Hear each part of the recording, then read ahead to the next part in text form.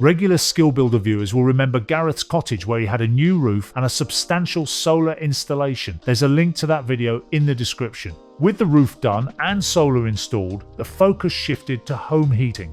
He brought in Heat Geek, regarded as the gold standard when it comes to heat pump design and installation. The system Gareth was quoted for was an air-to-water heat pump designed to work with his existing central heating. The figures came back at around £27,000, which would still have been roughly £20,000 even after the government grant. For Gareth, that was a lot of money to commit. So instead of rushing into a decision, he stepped back and started looking at other options. That's when he began exploring air-to-air systems. Just to be clear, both of these are heat pumps. The difference is how the heat is delivered into the house. Here's what Gareth had to say. I went to the local air conditioning people who have a good reputation, and they quoted me a Daikin system, which is a very good system. When I did my research for air-to-air, we wanted just a partial air-to-air system. We didn't want pipes all through our house because it's an old cottage. So we put in 3 air-to-air units in the living room, the garden room, which is the one that gets over hot in the summertime and cold in the winter, and in our bedroom because it was unbearable over the summer. They gave us a quote to put in a Daikin air-to-air heat pump with 3 indoor units, which has taken care of all of our heating needs for £5,300. You've got 3 units for £5,000? Yeah. Did you get a grant? No. But you could have. I couldn't wait. I didn't know there was going to be a grant, but I've just saved myself 15 grand. Yeah. Our system is, it's a mishmash of multiple systems over multiple years. To do the job that the Heat Geeks would want to, it's going to be a lot of pipe work, and we've already had our roof off, which is all, it's very stressful. Air to air looked like the perfect solution. I have a lot of solar. If I needed air conditioning on, I've got the power for free. So far the results have been amazing. With an air-to-water heat pump, you have to maintain your temperature all the time. Our heat pump gets turned off. We come back in, 5 minutes later, turn the heat pump on, and within 5 minutes, it's warm in the house. So it's really responsive. Absolutely. It's more responsive than the radiators used to be. It used to take an hour to get some of our rooms up to temperature. It takes 5 minutes. And, so the results are amazing. It's dropped our humidity in this cottage. Our cottage has got solid stone walls. We have an issue with damp and moisture. Let's be honest. Okay. Since we had this, I have moisture sensors around the house, and with temperature sensors. We were at 60% humidity, 65 when it rained. That has dropped down now to 40% humidity, which is really comfortable, really nice. We haven't had any coughs, colds, or diseases over the winter time. We're very happy. Okay, I can't say any more than that. The heating. A lot of people worry about heating air. When you've got a fan heater in the house, direct fan heater, it tends to dry the air out quite a lot, doesn't it? You're saying it's cut the humidity down. Is it now too dry? Has it got a bit of a tickly? No, nothing like that. No, it's moderated to moderated at 40%. Doesn't drop any lower than that, and that for us suits our conditions, our building. Everything works very nicely for a solid stone cottage, which is obviously moisture is always going to be an issue. So it's working very, very well for us, and it's the perfect fit for an old retrofit building. Another concern for people, you've got a fan there, it's blowing. Is it noisy? No. It is a fan behind the scenes there, and you do get air blown through the room, but you wouldn't know it's on most of the time. And you can either set it manually or it has an auto. I can only talk about Daikin stuff, obviously, and they have all the settings that you'd ever want. You don't have to be an expert. It's just an app on the phone. You also get a remote controlled unit if you want that. Most people want to sleep in a cool bedroom, okay, and we don't heat our bedroom. 17 degrees is a nice temperature to sleep in. But in the morning, when everybody goes in and gets a shower and they come back and they want to get dressed, and nobody wants to be in a 17 degree or cold bedroom. They all want it warmed up. My wife will turn it on and it's 22 degrees when she comes out. It's just perfect for us, That thing about the shower and so on, the humidity, is it helping there? Because you're saying it's controlling the humidity. Is it? Have you noticed the difference here? We tend now to leave the air conditioner on in our bedroom for 10 minutes post us leaving the bedroom. It takes out all the humidity out of the bathroom. You say air conditioning, you mean heating as well? Yeah, the heating, yes. My apologies. Yeah. So let's call it the Daikin, just for... the Daikin. We just leave the Daikin on. Leave the Daikin going, okay.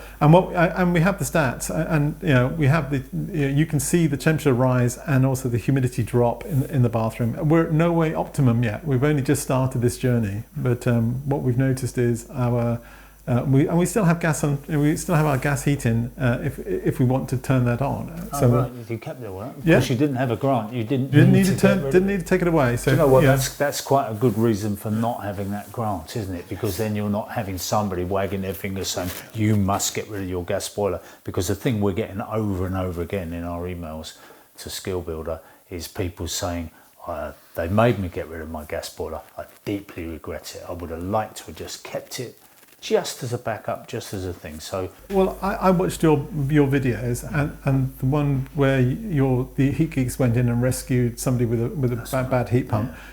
Yeah. He kept his gas boiler, and I was like, that's what I need to do, because if this goes wrong, I have not taken anything out. He was quite tempted to get rid of it when Heat Geeks tried to persuade him. They were quite, oh, get rid of that, you won't need that, you'll be fine. His wife, because she'd been through this whole saga of having no heat, of all the problems they'd had with the heat pump, she said, over my dead body, will you get rid of that gas boiler? One of the reasons why I decided to go for air-to-air was it de-risked the whole project of using electric as a heating system, because I could keep my gas, but also it doesn't require a specialised heat geek, of which there are few in the country, and very difficult to get one to travel here to do the job. And you don't need a heat geek or a brilliant expert to be tweaking with all the configurations and come around to get you a decent COP value. My Daikin system here, the over winter time since December, we are seeing over 400%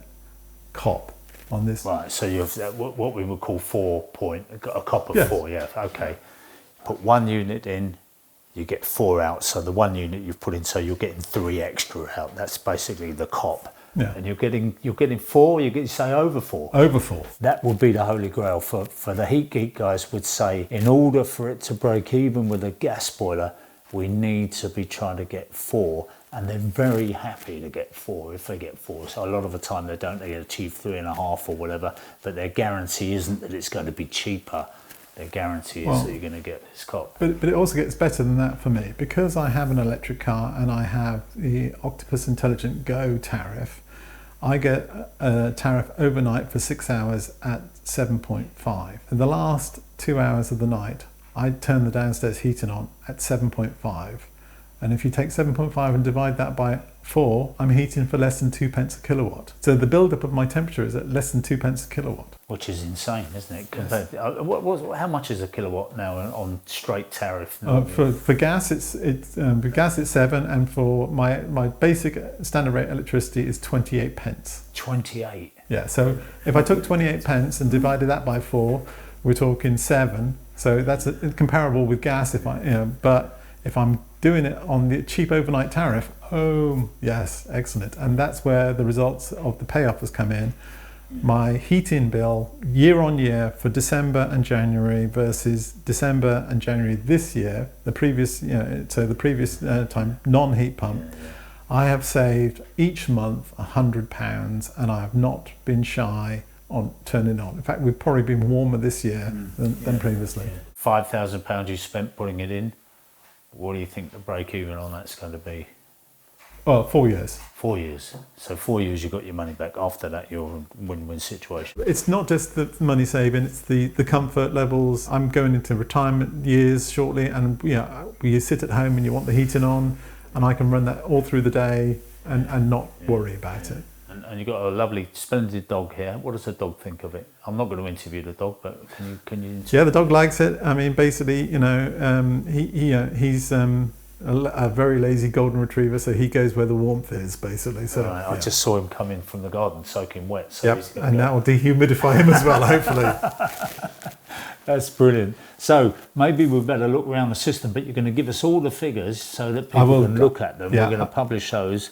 Publish it open. We're going to be open with everything we've got, okay? So you can see everything, and you can take it from there. Okay, now when you looked at the air to water system that you went to the Heat Geeks for, you had to pay a survey fee for that, did you? Did you have to then pay a survey fee for the air to air? No, they came in. They don't, and they just did a room assessment for it. They gave me a quote. It was 5,300, and that was it. There's no VAT on that, or is there? No, VAT? there's no VAT. You spent some money on a Heat Geek survey and then decided not to go ahead with it. How much is the survey?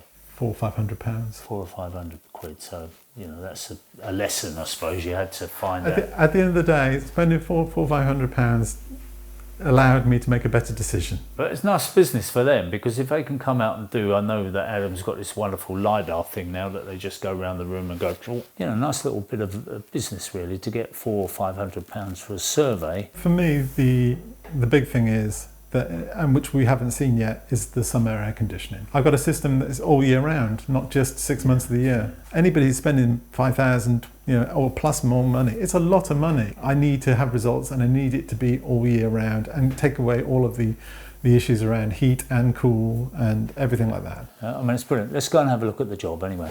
Okay, so this is the garden room. And this is the Daikin system. Yes, it's 3.5 kilowatts. It's a larger size than the other ones. And this is currently on, and it's 21 degrees in here. Yeah, it feels lovely. How long's this been on? 10 minutes, 15 Has minutes. it? Oh, right. Oh, well, it's significantly warm then.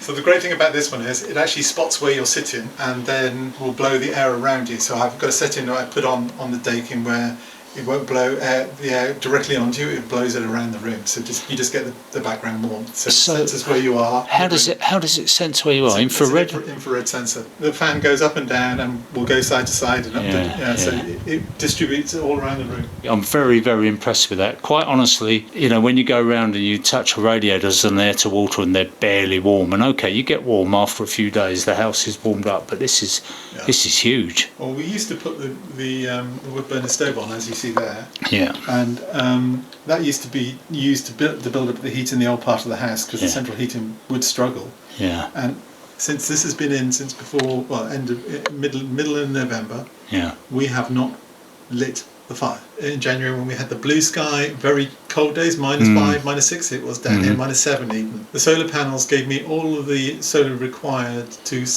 run these all the way through the day for free. So in the depth of winter, I was heating the house and laughing as it was free for me. Yeah, goodness. Not that you're smug or anything, Guy.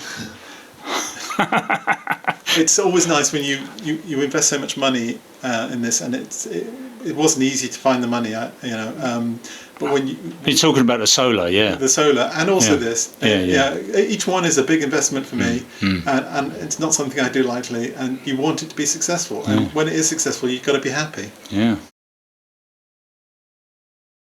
Now, this has got nothing to do with the air-to-air heat pumps whatsoever, but you did say to me that you were looking at something to do the hot water, and you had an unvented cylinder in here. Correct. And you had a problem with it. Yes. 2 days ago, the hot water cylinder, well, we weren't getting any hot water through our system at all. It had been in there for 20 years and was lime scaled up to the gazoo, and literally no hot water. So everybody was quoting that, and we'd had in mind a plan to get a Sunamp Thermino. This is the 300E version, which just runs off the solar and also off-peak electricity. And this is equivalent to 300 litres, and as you can tell, it's shrunk in size. So this is a phase change. Basically what it does is it heats up through electricity.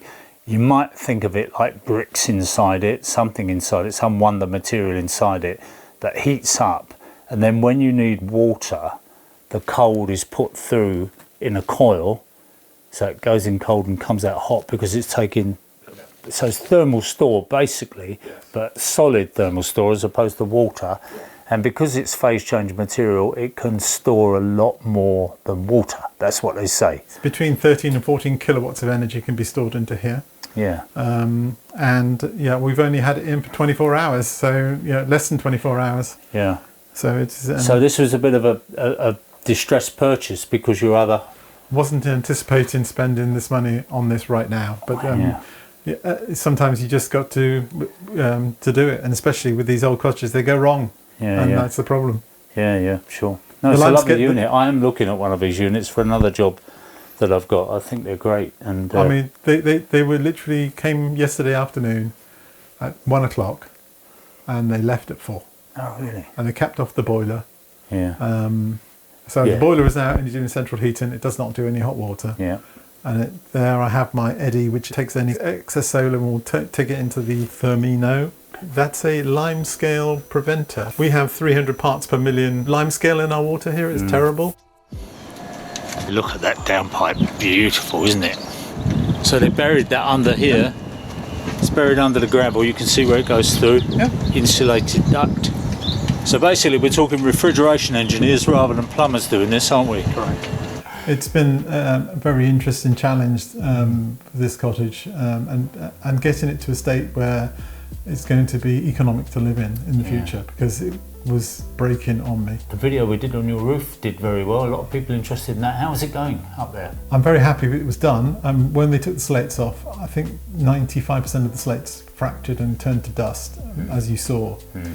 So there was no life left in it. So I didn't have a life in the roof. And since we've had it, the attic is 10 degrees warmer with the Super 4. That's also part of the heat gain within the house. It's been absolutely dry as a bone, and we've had some ferocious storms here, and some really heavy winds. I think with roofs, no news is good news, isn't it? If you don't know anything about it, it's a roof, and you don't see anything, you don't hear anything. That's absolutely as much as you could. Can I just ask you, by the way, we're not getting sponsored for this video, by the way. There's no money changing hands with anybody, not Daikin or anybody else. Why did you choose the Daikin? The Daikin is a bit like the Toyota stroke Lexus of the aircon world. I want long life, and this is the one time I'm going to do this. And every single job that we've done here, it can be expensive. The roof was expensive, the solar was expensive, but I try and do it for my lifetime. I don't want to repeat it again in my lifetime. So I chose Daikin because they are known to be very, very solid, very reliable. Not saying it will never break, but you try and choose a manufacturer that will allow you a good lifespan, and therefore the economics of it work. Okay, fair enough, that's it. And as I say, we're not sponsored, but it's just nice to get people's honest opinion. Thank you very much for watching. Come back and see us soon. Obviously, if you've got a project that you want us to have a look at, let us know.